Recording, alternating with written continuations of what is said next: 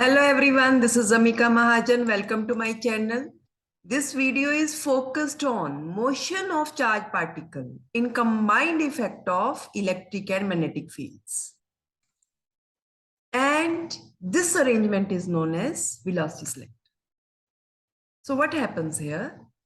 When a charged particle enters a region of crossed electric and magnetic field, each particle will experience electric force as well as magnetic force.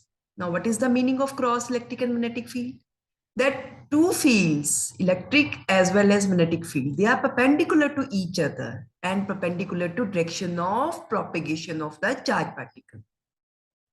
इस arrangement में क्या है, हमने cross electric और magnetic field को use किया है। इसका मतलब क्या है कि इलेक्ट्रिक और मैग्नेटिक फील्ड एक दूसरे के 90 पे है और जिस डायरेक्शन में चार्ज पार्टिकल मूव कर रहा है उसके भी 90 पे है। इस सिचुएशन में क्या होगा, जब charge combined effect of electric और मैग्नेटिक फील्ड में आएगा तो उसके ऊपर इलेक्ट्रिक फोर्स भी लगेगी और मैग्नेटिक फोर्स भी लगेगी।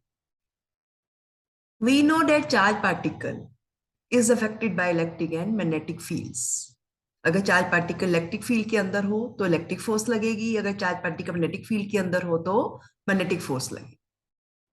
अब बेसिकली इस केस में, इस अरेंजमेंट में हमने इलेक्ट्रिक और मैग्नेटिक फील्ड इस तरह से अप्लाई किए हैं कि जो चार्ज पार्टिकल जिस डायरेक्शन में मूव कर रहे हैं उसके 90 पे ही मैग्नेटिक फील्ड है और उसके 90 पे ही इलेक्ट्रिक फील्ड है, और ये मैग्नेटिक फील्ड और ये इलेक्ट्रिक फील्ड आपस में भी 90 डिग्री पे।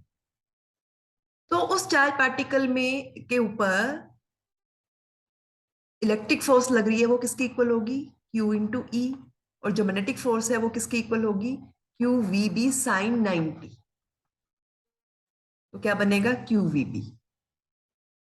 अब जब इस तरह की सिचुएशन आ जाएगी, जो फोर्स इलेक्ट्रिक फील्ड की वजह से लग रही है और जो फोर्स मैग्नेटिक फील्ड की वजह से लग रही है, ये आपस में इक्वल और ऑपोजिट हो जाएंगे, तो नेट इंपैक्ट नील हो जाएगा इस चार्ज पार्टिकल। अब ना तो चार्ज पार्टिकल को मैग्नेटिक फील्ड डिफ्लेक्ट कर पाएगा ना इलेक्ट्रिक फील्ड, क्योंकि दोनों फोर्सेस का मैग्नीट्यूड इक्वल है और डायरेक्शन ऑपोजिट है। अब चार्ज पार्टिकल डिफ्लेक्ट होने की बजाय स्ट्रेट लाइन में ही मूव करेगा।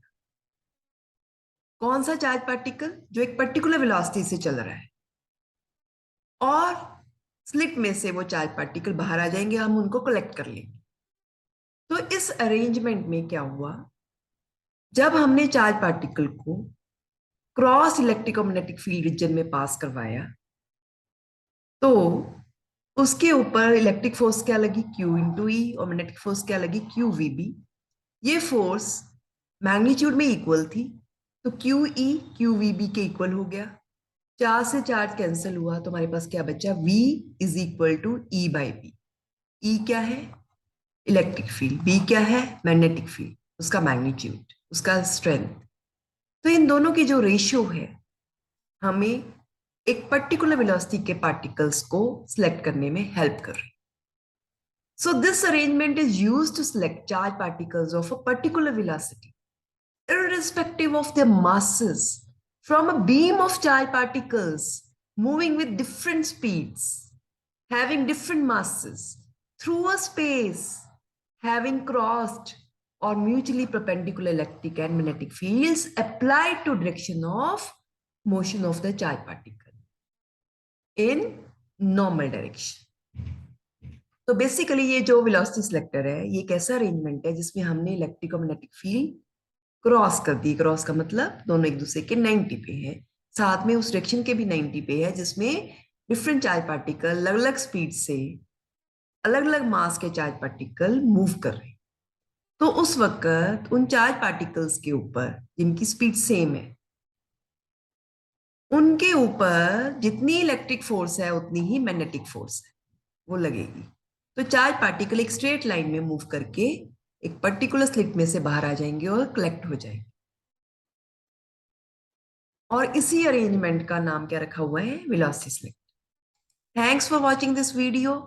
Like, share, subscribe my channel.